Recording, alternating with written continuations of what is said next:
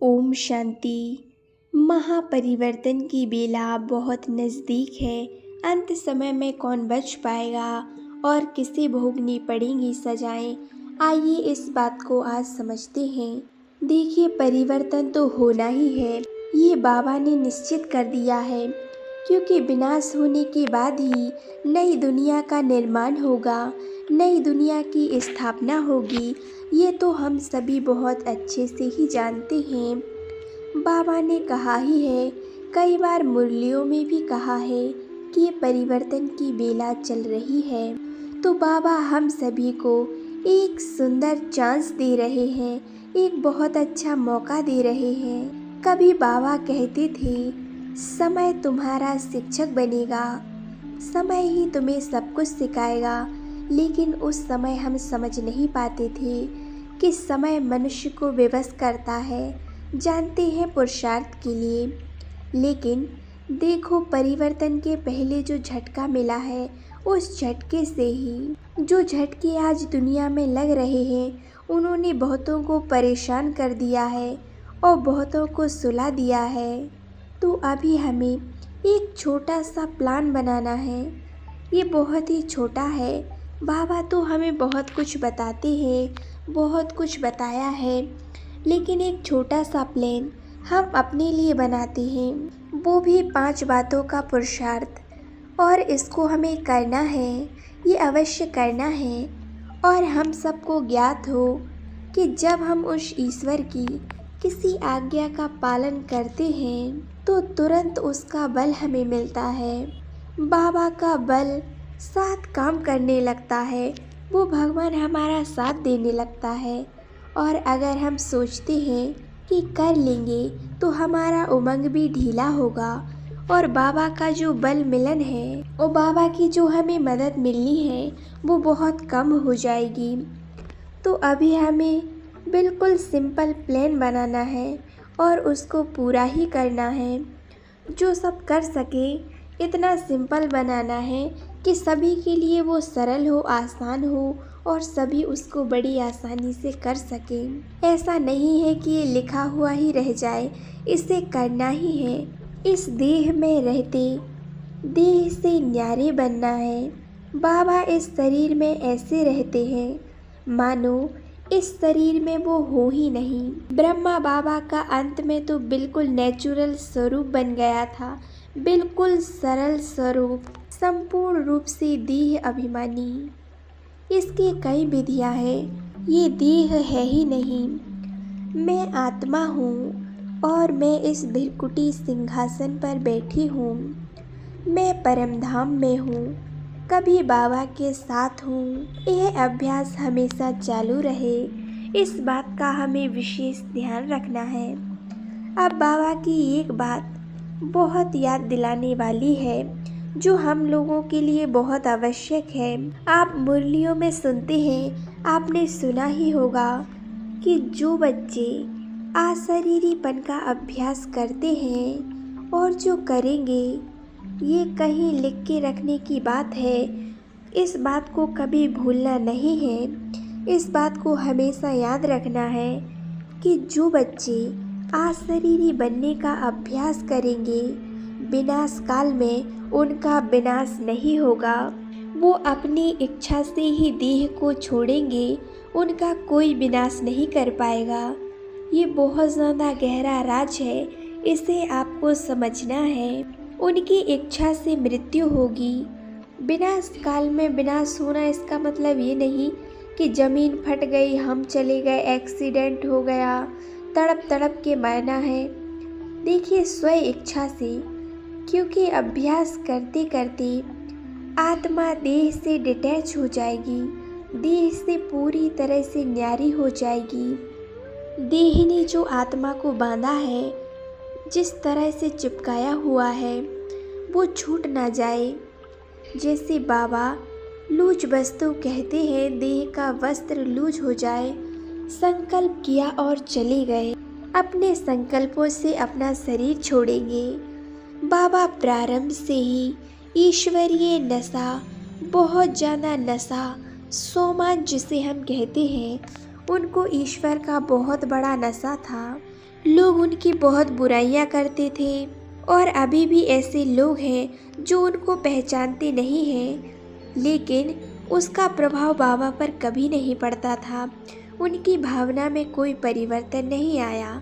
नशा शुरू से ही मुझे यह देह छोड़कर के श्री कृष्ण का रूप धारण करना है, मैं नारायण हूँ, यह नशा था उनके अंदर बहुत ज़्यादा। हम भी अपने को और भविष्य के नशे को बढ़ाने चले। एक दूसरी पॉइंट है और तीसरी चीज़ बाबा बताते हैं, यह हमारा योग है, ये हमारी साधनाएं हैं। ऐसा नहीं है कि हमें हमेशा परम धाम में बिंदु से योग लगाना है, शिव बाबा से योग लगाना है, वह तो है, यह भी योग साधनाएं हैं। बहुत सारे लोग इसको जानते नहीं हैं, लोग यह बात नहीं समझते, लोग समझते थोड़ी है योग क्या है। विकर्म विनाश तो सब चीज़ों से, सब तरह की चीज़ों से होंगे, लेकिन केवल विकर्म को विनाश करना हमारा उद्देश्य नहीं है। हमारे लक्ष्य में कई बातें हैं। हमें सर्व गुणों से संपन्न बनना है, निर्विकारी बनना है, निरहंकारी बनना है, पावरफुल बनना है, कई चीज़ें हैं। हमें विकर्म विनाश अर्थात आत्मा को हमने खाली कर दिया है इन गंदगी की चीज़ों से, और खाली करके हमें उसे गुणों से भरना है, देवी गुणों से भरना है। इसीलिए हमें अपने 5 गुणों का अभ्यास करना है, 5 स्वरूपों का अभ्यास करना है, जिस पर बाबा ने कई सालों से बहुत ज़्यादा जोर दिया है।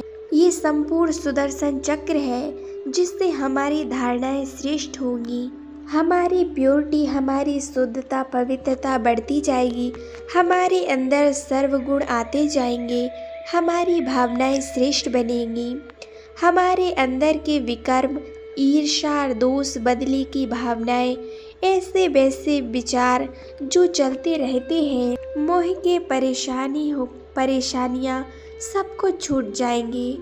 तो हमें हमेशा 5 स्वरूपों के अभ्यास पर विशेष रूप से ध्यान देना है, अटेंशन देना है। यह हमारी बहुत ज़रूरी साधना है। बाबा ने हमें ये भी बताया है कि जिसको विकर्म विनाश करना है, वह सुदर्शन चक्र से तुम्हारे पाप नष्ट होते जाएंगे। बाबा ने हमें मुरलियों में बताया है, इससे ही हमारे विकर्म विनाश होंगे और हमारे मूल संस्कार जो होते हैं वो जागृत होंगे और इससे हमारे संस्कार बदलेंगे। इस पर बहुत ही हमें अटेंशन देना है, क्योंकि ये कई लोगों के संस्कार बदलते नहीं हैं, योग करते हुए भी संस्कार नहीं बदलते हैं, सेवा करते हैं, मुरली जाते हैं, मुरली सुनते हैं, लेकिन संस्कारों में कोई परिवर्तन नहीं आ रहा है। लेकिन ये तब होगा जब हम अपने उन संस्कारों को पहचानेंगे जिनको हमें परिवर्तित करना है। बहुत लोगों को पता ये नहीं होता है कि हमें बनना क्या है। गलती करने वाला मनुष्य हमेशा अपने अंदर यही सोचता है कि मैं हमेशा सही हूँ, मैं तो कोई गलती ही नहीं करता, मैं तो कभी कोई गलती नहीं करता, मैं राइट हूँ। तो हमें विशेष रूप से इस चीज़ को बदलना है। हम राइट हैं तो हम दूसरे हमसे कष्ट नहीं पाएंगे। यदि हम सही हैं तो हमारे अंदर खुशी का माहौल रहेगा, हमारे घर परिवार में खुशी का माहौल रहेगा। बुद्धिमान आत्माओं को स्वयं से बातें करनी है कि जब भगवान सब कुछ देने आया है तो मुझे उससे सब कुछ लेना है, सब कुछ उस ईश्वर से प्राप्त करना है। और बाबा की एक और धारणा है, अपने लक्ष्य के प्रति खुद को पूरी तरह से समर्पण कर दे। लक्ष्य के प्रति आप इस बात को विशेष रूप से ध्यान रखना। एक संपन्नता वो होती है कि एक लक्ष्य है कि हमें ये बनना है, बस उधर ही हमें अपना कंसंट्रेशन करना है। आपको अपने लक्ष्य को निश्चित करना है कि हमें ये लक्ष्य को पाना है, फिर हमें दूसरी जगह अपनी नज़र को नहीं घुमाना है। अपना पूरा फोकस अपने लक्ष्य पर रखना है, इधर उधर भटकना नहीं है। अपने आप को लक्ष्य के प्रति संपूर्ण रूप से समर्पण कर दो, उसमें कोई आलस अलबेलापन आपको नहीं लाना है।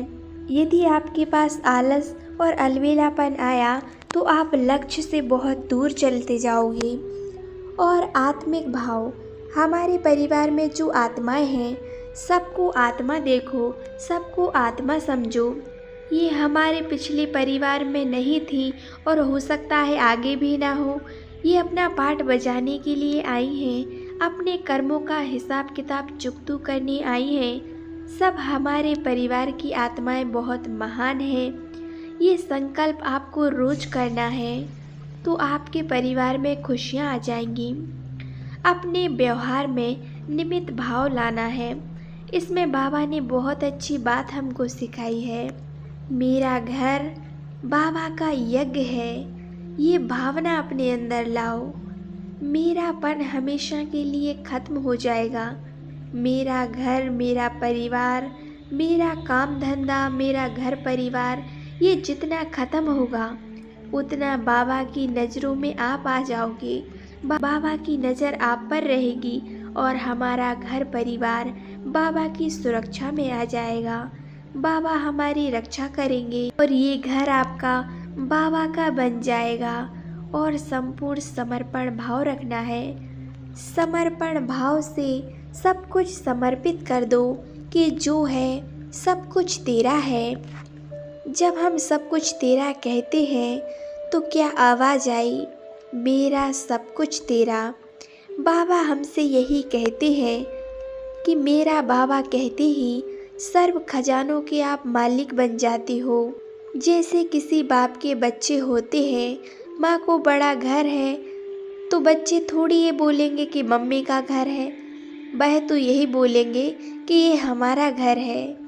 तो हमने अपने भगवान को अपना सब कुछ बना लिया है, उस पर सब कुछ समर्पित कर दिया है, उसे ही अपना सब कुछ सौंप दिया है। तो उसका जो कुछ भी है वह सब कुछ मेरा है। हमें अपने चिंतन में, अपनी स्मृतियों में भरना है। बाबा हमारा है और हम उसके हैं, तो हमारा सब कुछ उसका है और उसका सब कुछ हमारा है। इसीलिए अपने कर्मों पर विशेष अटेंशन देना है। महापरिवर्तन का समय बहुत नज़दीक है, इसीलिए अपने पुरुषार्थ को बढ़ाना है। बाबा को याद करना है, अपना सब कुछ उस ईश्वर को समर्पित कर देना है। अपने कर्मों पर ध्यान देना है, अच्छे कर्म करने हैं और खुद को बहुत महान बनाना है। दूसरों की सेवा करनी है, पुण्य कर्म करना है, क्योंकि हमारे पास समय बहुत कम है। यही समय है पुरुषार्थ का। अपने आप को ईश्वरीय यज्ञ की सेवाओं में समर्पित कर दो। ओम शांति, ओम शांति, ओम शांति।